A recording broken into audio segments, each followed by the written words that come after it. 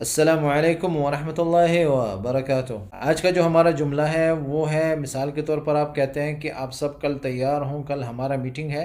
خلکم جاہزین باچر عشان عندنا اجتماع۔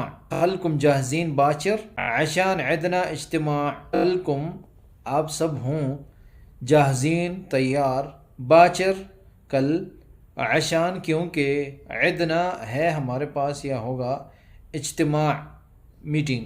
باچر عندنا اجتماع خلکم جاہزین۔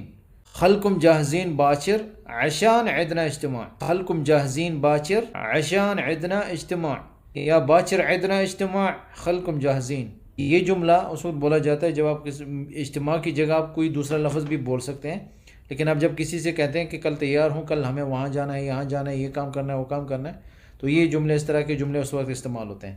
عشان بنصير سوق، عشان بنصير السوق